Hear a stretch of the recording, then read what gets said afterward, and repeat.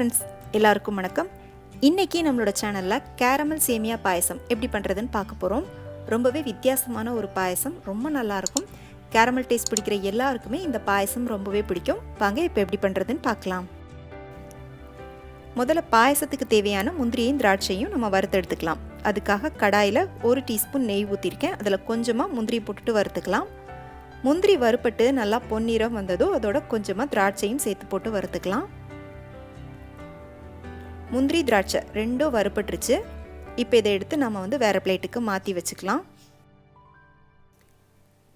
இப்போ கடாயில் மீதி இருக்கிற நெய்யில் மெஷர்மெண்ட் கப்புக்கு 1/2 கப் அளவுக்கு சேமியா சேர்த்துட்டு நல்லா வறுத்துக்கலாம். கேரமல் பாயசத்துக்கு பார்த்திங்கன்னா சேமியா நல்லா வறுப்படணும். இந்த சேமியாவோட வெள்ளை கலர் மாதிரி இந்த மாதிரி நல்லா செவந்து வரணும். அப்போ தான் பாயசத்தோட டேஸ்ட்டும் நல்லாயிருக்கும், பார்க்குறதுக்கும் நல்லாயிருக்கும். இப்போ இது வறுப்பட்டுருச்சு. இப்போ இதோட மெஷர்மெண்ட் கப்புக்கு 1/2 கப் அளவுக்கு தண்ணி சேர்த்துட்டு இந்த சேமியாவை வேக வச்சுக்கலாம். இப்போ இந்த சேமியா நல்லா வெந்து நம்ம ஊற்றின 1/2 கப் தண்ணியும் நல்லா வற்றணும். அதுக்கப்புறமா தான் நம்ம இதோட பால் சேர்க்கணும். இப்போ பார்த்திங்கன்னா சேமியா நல்லா வெந்துருச்சு, தண்ணி நல்லா வற்றிருச்சு. இந்த ஸ்டேஜில் நம்ம பால் ஊற்றிக்கலாம். பால் நான் 1/2 லிட்டர் அளவுக்கு ஊற்றிருக்கேன். நல்லா திக்கான பாலாக ஊற்றிக்கோங்க. நான் ஏற்கனவே காய்ச்சி ஆற வச்ச பால் ஊற்றிருக்கேன். இப்போ இந்த பால் நல்லா கொதிக்கட்டும். அதுக்குள்ளே நம்ம இதுக்கு தேவையான கேரமல் சிரப் நம்ம ரெடி பண்ணிக்கலாம்.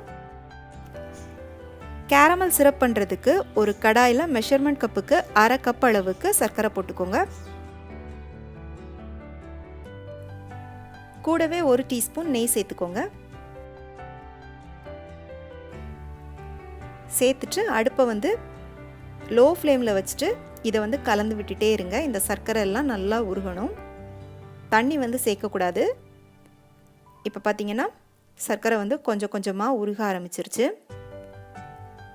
இப்போ எல்லா சர்க்கரையும் நல்லா உருகிருச்சு. உருகி நல்லா ஒரு ப்ரௌன் கலரில் வந்திருக்கு.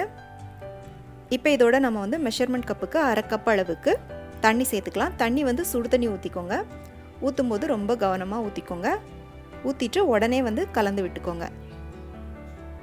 நீங்கள் கலக்கும்போது பார்த்தீங்கன்னா அந்த சர்க்கரை திரும்பவும் கட்டி கட்டியாக ஆகிற மாதிரி இருக்கும். நீங்கள் நல்லா மிக்ஸ் பண்ண அது எல்லாமே பார்த்திங்கன்னா கரைஞ்சிரும். பாருங்கள், இப்போ நம்மளோட கேரமல் சிரப் ரெடி ஆயிருச்சு. இப்போ இந்த கேரமல் சிரப்பை ஏற்கனவே சேமியா சேர்த்து கொதிச்சிட்ருக்கிற பாலோட சேர்த்துட்டு நல்லா கலந்து விட்டுக்கோங்க.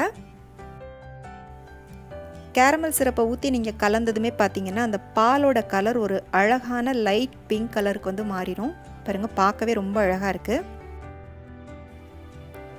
இதோட வாசனைக்காக 5-6 ஏலக்காய் தட்டி போட்டுக்கோங்க. ஏலக்காய் தூள் போடுறதா இருந்தால் ஒரு 1/4 டீஸ்பூன் போட்டுக்கோங்க. கூடவே நம்ம ஏற்கனவே நெய்யில் வறுத்து வச்ச முந்திரியும் திராட்சையும் போட்டுக்கோங்க. சேர்த்து நல்லா கலந்துட்டு அடுப்பை மீடியமில் வச்சு இதை ஒரு 10 நிமிஷத்துக்கு கொஞ்சம் நல்லா கொதிக்க விட்டுக்கோங்க. ஃப்ரெண்ட்ஸ், நம்மளோட சேனலில் நான் கல்யாண வீட்டு ஸ்டைலில் பால் பாயசம் எப்படி பண்ணுறதுங்கிற வீடியோ ஏற்கனவே அப்லோட் பண்ணியிருக்கேன். அதுக்கான லிங்க் நான் உங்களுக்கு கீழே டிஸ்கிரிப்ஷனில் கொடுக்குறேன், செக் பண்ணிக்கோங்க. இப்போ நம்மளோட சூப்பரான கேரமல் சேமியா பாயசம் ரெடி ஆயிடுச்சு. ரொம்ப ஈஸியாக ஒரு 20 நிமிஷத்தில் இந்த பாயசம் நம்ம ரெடி பண்ணலாம். நான் ஏற்கனவே சொன்ன மாதிரி கேரமல் டேஸ்ட் பிடிக்கிற எல்லாருக்குமே இந்த பாயசம் ரொம்பவே பிடிக்கும். கண்டிப்பாக ட்ரை பண்ணி பாருங்கள். பிடிச்சிருந்துச்சு அப்படின்னா மறக்காமல் லைக் பண்ணிவிட்டு உங்கள் ஃப்ரெண்ட்ஸ் அண்ட் ஃபேமிலிக்கு ஷேர் பண்ணுங்கள். மீண்டும் வேறொரு ரெசிபியோடு சந்திக்கிறேன். நன்றி, வணக்கம்.